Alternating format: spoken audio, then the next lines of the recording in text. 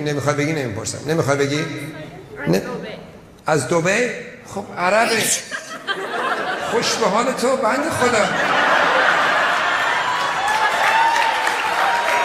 ماشاءالله.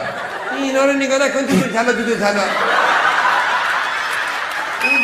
سلام بچه، خیلی خوش اومدیم به این ویدیو. من امیر بامریکرم، اینجا چنل بامریکره.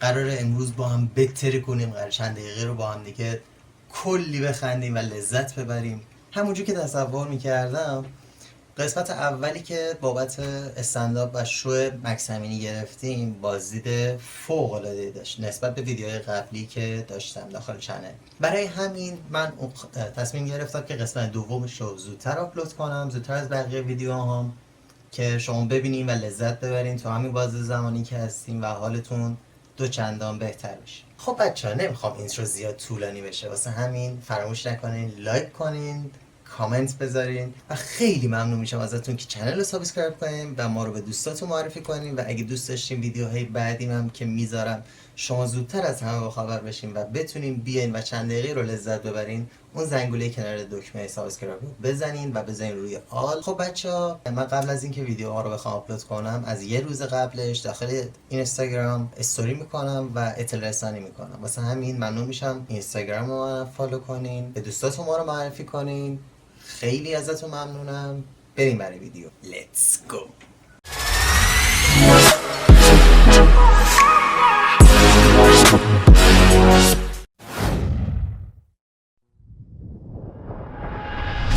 جانم، برادر شوهرت اومده خونتون نمیره، یه هفته اومده بدبخت.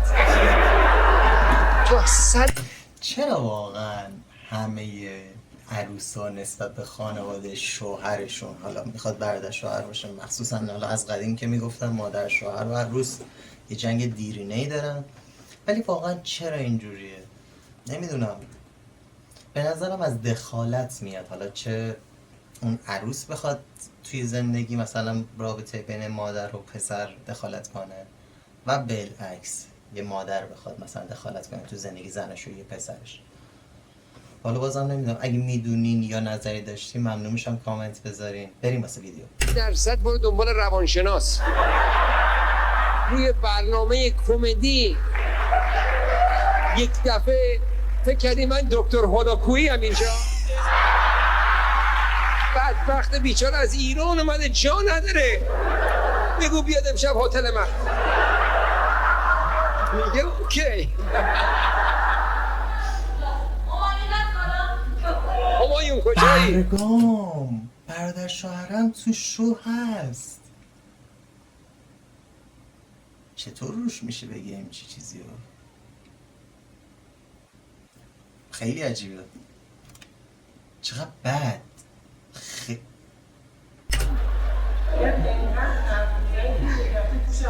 من مطمئنم اینم دلش پاره بدبخت. همایون جان، داداشت کجاست؟ بدبخت داداشه.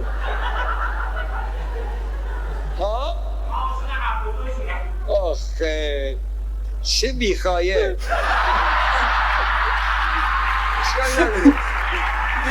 خب بدبخت جا نداره، تو کشور غریب اومده، اگه ازش تعریف نکنه چیکار میکنه؟ مجبوره دیگه.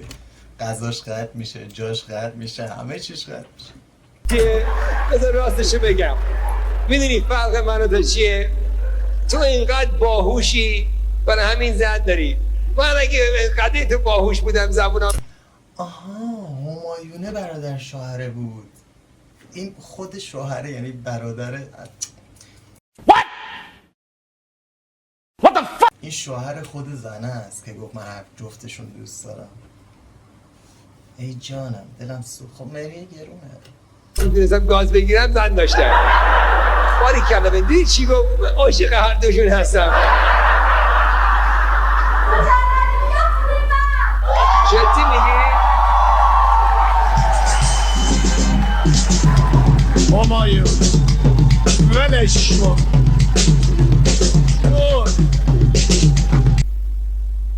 به همایون گفت یا به مکسم؟ به همایون گفتی؟ گفت مجردی بی خونه من. همایون برو. این تا حالا نیومده جونم. شوخی میکنی. ماشاءالله به شما، ماشاءالله به شما. شما 75 این سال دختر شماست. اگه مامانش 75 سال به این خوش، به این سرحالی، پس اینم 80 سال سرحاله. واو، پس بیا ایونت های منو منش کن.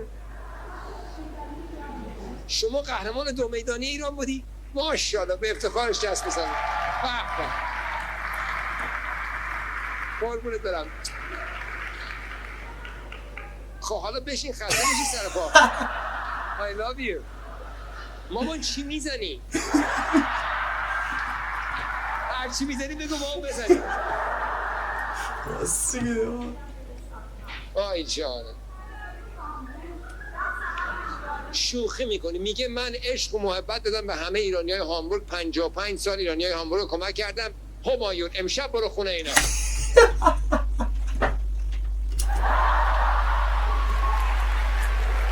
تو برو الان، برو اساساتو جمع کن، من بعدا برات تعریف میکنم چی شد.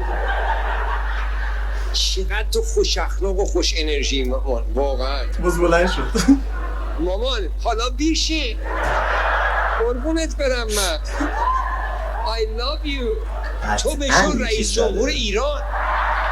به جون خودم اینجوری که تو لطف میکنی.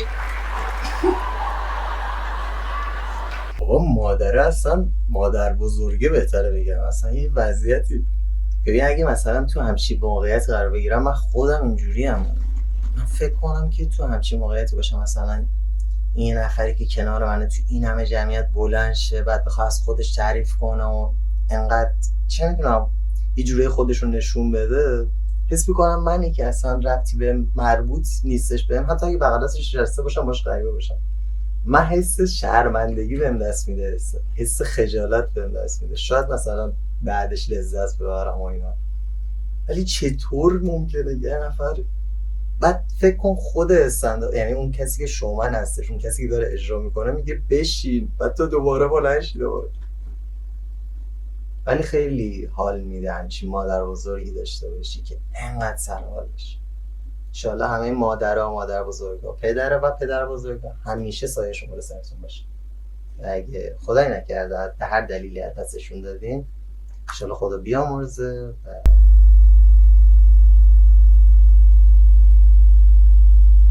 کلمه چی؟ طریق رحمت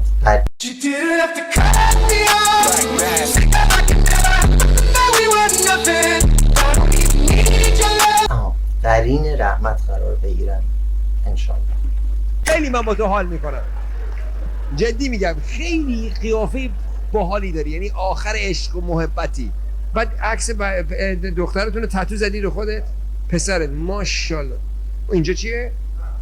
واو، زنت چرا زیر بغلته؟ یعنی اینقدر به دوستش داری حاضر شدی تتوشو بزنی به دستت، یعنی اینقدر از خودت مطمئنی. حالا اینجا که مثلا تتو زده میبینه لذت میبره، تتوی بچه‌شه و فلان، زیر بغل کی میبینه؟ بعد زیر بغلم مکان خوبی نیست، حداقل رو قلبی این ور دستی جایی خداییش جرأت میخواد، خیلی جرأت میخواد که تتوی صورت خانومتو بزنی اینجا. اگه مثلا یه وقتی نشد یارو حق نداره بره.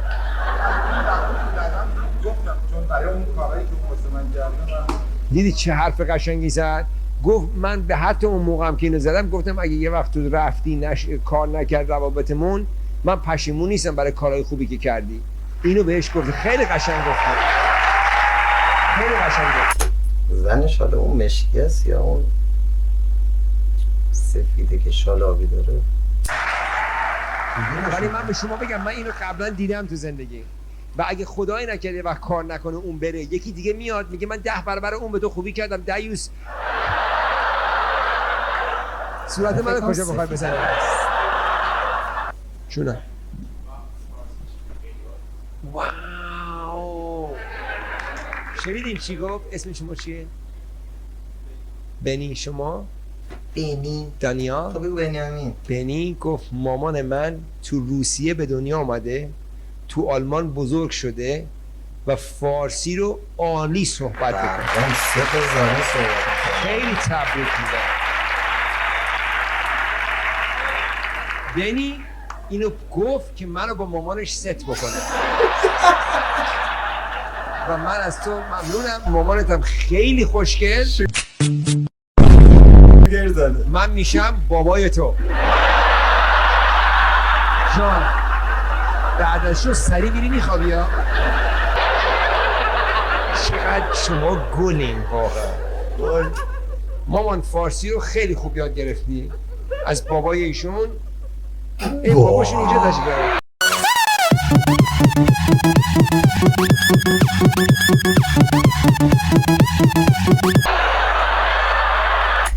برگام حاجی خیلی بده.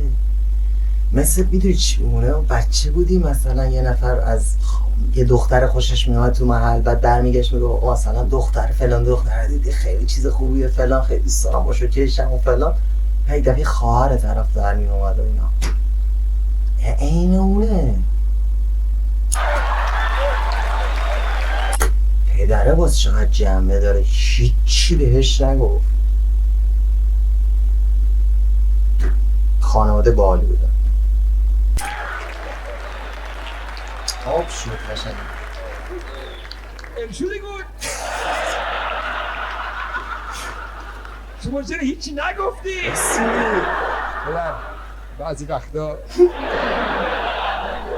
بچه های آدم سوء تفاهم ایجاد میکنه. چه مردی هستی شما واقعا، چه ایرانی قلیلی هستی شما، چه ایرانی با انصاف با مهربانی هستی. این چیزا واقعا غیرت نیست. مثلا بلند میشد میگفت ها داره چی میگی و فلان. نه این ربطی به غیرت نداره. مثلا آدم با جنبه یه جایی نشسته میدونه که شوی کمدیه و طرفدار شوخی میکنه و شوخی بیادبانه و فلان اینا نیست. البته کسی که میره تو شوی مکس امینی خودش میدونه که چه سبک شوخیایی داره و چه جوریه و اینا. واسه همینم پدر اینقدر ریلکس نشسته دستشو اینجوری کرده و نمیدونم داره میخنده. اصلا انگ بی غیرتی نمیشه بهش. اتفاقا آدم خیلی فانیه، خیلی باحاله، قشنگ مشخصی که جنبه داره و خیلی کوله. اتفاقا از چه به هم میان این خانواده 3 نفر این استوپی که زادم قشنگ باحاله. صفات خداوند در شما دیده می شود. شما یک از بخشنده ترین انسان های کره زمین شما هستی ای پدر. هر جور بخواد جمعش کنه نمیشه. ریدی آب قطعه. تبریک میگم که اینقدر خانواده دوست داشتنی هستین و شما هم فارسی خوب صحبت میکنی، هم آلمانی صحبت میکنی، هم روسیه‌ای صحبت میکنی، هم انگلیسی. بابا دمت گرم، چه پسری بار آوردی پدر. به به دخترم داری؟ خب زودتر میگفتی. های شما دستتو داری بالا میگی. منظورشو گرفتی؟ میگه زودتر میگفتی واسه چی؟ واسه اینکه با مادر شوخی نکنه بره سمت دختره مثلا یه حرف بزنه. مکس امینی اصلا دیوونه است، قشنگ دیوونه است این نشه. مگه اینجا اجازه داریم؟ مگه اینجا کلاس مدرسه است؟ قربونت برم. جونم بگو. آلمانی آوردی تو هم ولی فارسی قشنگ بلده؟ خب که چی؟ خب یاد دادم دیگه. خب باری کرده خوش به حالش. تو اسمت چیه؟ آره چی؟ نمیشناسم. کی هستی؟ آها اومدی بعد هتلم؟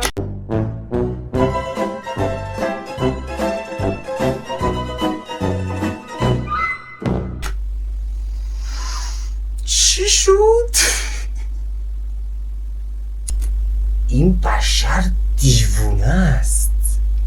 دیدین چی گفت در لحظه؟ بعد من میخواستم اینجا مسخره کنم مثلا برگردم بگم که با دختر دیوونه مکس امینی خب با روز یک با 10 نفر عکس بگیره اصلا یادش نمونه روی پارو. بعد مکس امینی چی گفت بهش؟ برگشت گفت همونی که بعدش اومدی هتلم. وای واسه همین بهش میگم این بشر خداست تو کمدی. سونی خیلی بابا دمت گرم. مرسی دوباره برگشت. دود من تو توالتم با مردم عکس بگیرم چه مثل پشت. یه عکس اومدی گرفتی حالا من با تو رو بشناسم. چی؟ خودت ریدی. قربونت برم. خب من چیکار بکنم؟ آها یعنی میگی خانوادت میفهمن شو کمدیه. قربونت برم برو بابا تو هم عجب بدبختی داریم. اگه زشته شروع نکن دستتو بالا کردن. نه میخوام سوال اینجا ببین گوش کن. اینجا اگر میخوای بازی کنی باید جنبه بازی داشته باشی. تو زندگی هم ببین شو کمدی. من که اصلا میگم من این دوست پسرم بهش آلمانی دادم. من بگم او ببخشید خانم آقایان لطفاً ببینید چه دختر ایرانی قدرتمند با وقار از اصالت ایرانی به به خانواده‌اش اینجا اومدن. من تعظیم میآورم به شما که ادبیات فارسی را به یک پسر آلمانی یاد دادی. ای پسر آلمانی برای ما فارسی بلغور کن. لطفاً بلغور فارسی را ادامه بده. سلام من گوه هستم. به پسر گوه خیلی خوش آمدید. ولی دقت کردین رید به دختره به صورت کمدی. ببین حال نکرد باش و اومده جمله رو به صورت شوخی و جوک آفتوبه گرفته به دختر. افتخارش همه فکر بکنی آماده بشین برای از دست دادن چیزایی که خیلی دوست دارین. اصلا این دنیا اینطوری دیزاین شده که هر چی بهش دل میبندی ازت بگیره. برای همین میگم زیاد دوست پسر دوست دختر زن و شوهرتون رو دوست نداشته باشین. ها؟ دو، همیشه یادتون باشه در هر لحظه اون میتونه بره. همه یه جورای مختلف میتونه بره. هیچ کسی گارانتی نیست تو زندگیتون باشه. یا خودش میره یا میبرنش. حرف دومش رو قبول دارم ولی حرف اولش ببین هم آرس هم نه. یعنی مثل تمام چیزهای دنیا که نصف یعنی یانگ مثبت منفی جذر و من نمیدونم روشنایی تاریکی شب روز همه چی و اینکه به هیچ وجه دل نبند اونجور که اگه 1% از دست دادی اون چیز رو مثلا اذیت نشی. تو اون لحظه‌ای که با طرف هستی یا با اون چیزو داری، اصلا وسیله اون ماشین هر چیزی داریش، اون لذتی که باید ببری اون نمیتونه ببری اگه اونجور که باید اون تایمو نذاری اون ارزش رو نشی. پس نه، داشته باشش، لذتش رو ببر، با تمام وجود بهش عشق بده، با تمام وجود ازش عشق بگیر و تا لحظه‌ای که وجود داره و هست و درست وجود داره و هست در کنارش لذت داره. چرا باید خودمو مثلا محدود کنم که آیا ممکنه از دست بدم؟ نه، این اوج منفی‌گراییه که هم زندگی خودتو نابود میکنه هم طرف مقابل و احتمال اینکه اگه تو رابطه باشی 10 برابر بیشتر میکنه که اون رابطه خراب بشه. چرا؟ چون تو 100 تو نمیذاری تو اون رابطه. البته هر کسی بالاخره یه اعتقاداتی داره، یه طرز فکری داره. من زیاد موافق نیستم با این حرفش. تموم شد.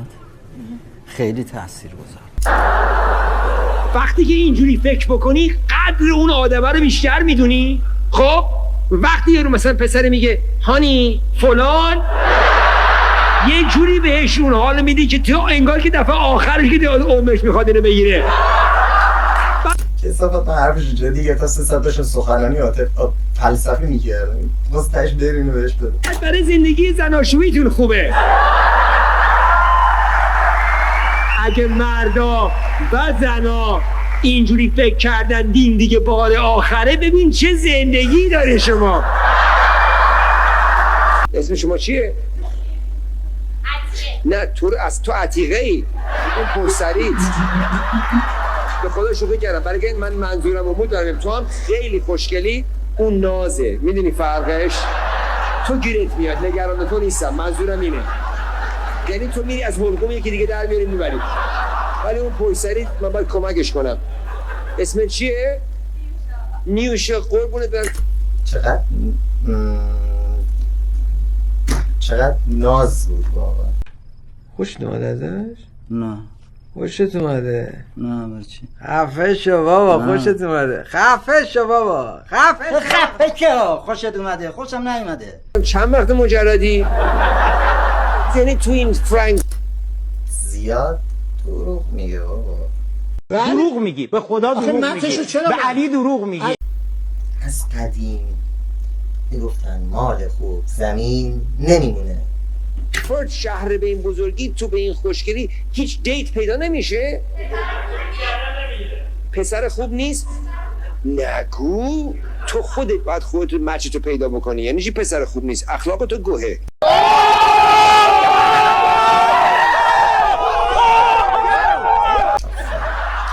من دارم راستشو میگم. چطور اینا همه یکی رو پیدا کردن؟ ها؟ چطور اینا همه یکی رو پیدا کردن؟ تو داری کلاه میذاری سر خودت. نه تو هم خیلی خوشگلی خودتو زیاد میگیری. ریلکس. ادای تنگا رو در نیار گیرت میاد. من رفیقشم یه چیزی داره میخنده چشم بسته داره میخنده یعنی قشنگ فکر کنم اکتر میزده تو خواد. اینقدر ایرانی های بی نظیر اینجا هستن. تو طبعت شاید یه ذره نمیدونم عجیب غریبه پسرا. من به تو قول بدم یه پسر خوب پیدا کنم امشب. اوکی نیوشو جونم تو 5-6 سال مجردی ها امشب بختت عوض میشه. نه ریلکس هنو پیدا نشده. چه جور تایپ پسری دوست داری؟ نجیب باشه. آقا پسرایی که مجردن یه دست بزنن. تو چرا دست میزنی؟ قربونت برم. تو قیافه خودت تو آینه دیدی؟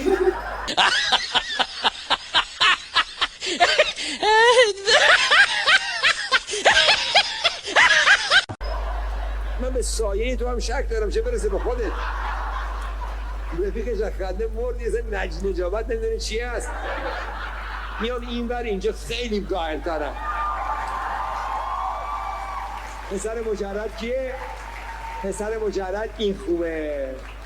این خوبه. اینقدر نجیبه قیافش مثل این میونه که تا از خونش نیومده بیرون. اسم شما چیه؟ با شما من دارم صحبت میکنم؟ نه قربونت برم من تو که گرگ بیابونی هستی. من دارم با پویسری صحبت میکنم. تو گرگ بیابونی به درد این یکی میخوری که اینجا نشسته بود. این شما دوتا به جان اینم خیلی خوشگله. ولی بذار من سریع انجام کار دارم. اسم چیه داداشون؟ ارشنگ. خیلی خوب. ارشنگ چی کاره ای؟ مهندس برق. آری کنه. بعد اون وقت چه جور دختری دوست داری؟ عجیب باشه. آفرین کثافت کار بلد بود. من دعوتتون میکنم پول شامو من میدم. شما برین دیت مهمون من با هم آشنا بشین. شاید 10 سال دیگه بتونی همدیگر یه ماچ بکنین. 15 سال دیگه ممکنه اتفاقی بیفته. اینقدر از نجابت همدیگه حال بکنین تا هر دوتون گی بشین. من اینقدر از دختر نجیب بدم میاد. اینقدر بدم میاد. هر کسی تایپی داره دیگه. این خوشش میاد من بدم میاد. منم مثل این کثافتم. هرچی دختر بدتر بهتر. 4 تا چیز آدم یاد بگیره.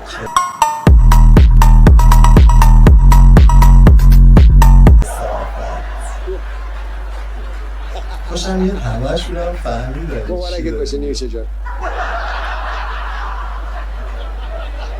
مثلا من از این دو خانم گل که دیر اومدن اسمشون کجاست؟ کجا رفتن؟ اسم شما چیه عزیزم؟ رکسانا و نرگس. جان عاشق اسم نرگس. عاشق اسم نرگس. اسم مادرم نرگس. تو این سالن من یه رفیق دارم اینجا آقای اکبری. آقای اکبری امروز اومد تو پایین. گفتم آقای اکبری چطوری؟ گفت آقا من خیلی از این سالن خوشم میاد. گفتم چطور؟ گفت من رسیدم رفتم پایین پارک کردم اومدم بالا. اینقدر اینجا پارکینگش بی‌نظیره کرده. تو فکر میکنی با دروغ میتونی سر من اومدم با تو رفاقت کنم. تو چرا بدتر میکنی؟ چرا دروغ میگی؟ زشته. این نرگس که دروغ گفت. تو بگو چرا دیر اومدی؟ راستشو بگو. شما بالا بودی اومدی پایین؟ پس دیر نیومدی که. نرگس تو خونی؟ تو اینقدر دروغگویی ها، وقتی هم اشتباه نکردی دروغ میگی. وای مگه داریم؟ خب بچه اینم یه ویدیو دیگه از مکس امینی، امیدوارم دوست داشته باشین. اگه ببینم که مثل ویدیو اول از این ویدیو هم حمایت کردین، حتما خیلی سریع تو همین هفته بهتون قول میدم که شروع میکنم به ساختن ویدیو سومش و همین هفته هم آپلودش میکنم. پس لطف کنین لایک کنین، کامنت انگلیسی حتما بذارین، یعنی به صورت انگلیسی یا انگلیش بنویسین که حالا کمتر ریزش داشته باشه. سابسکرایب فراموش نشه. آیدی اینستاگرام رو گذاشتم داخل ویدیو بود، دورم الان میذارم، لطف کنین فالو کنین. اگه هر ایده‌ای داشتین، هر اعتقاد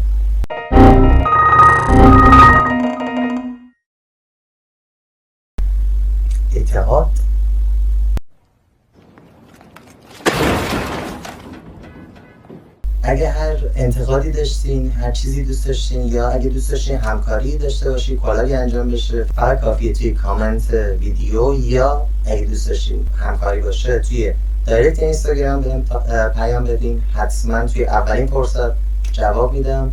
دیگه بیشتر از این وقتتون رو نمیگیرم. عشق منین. یا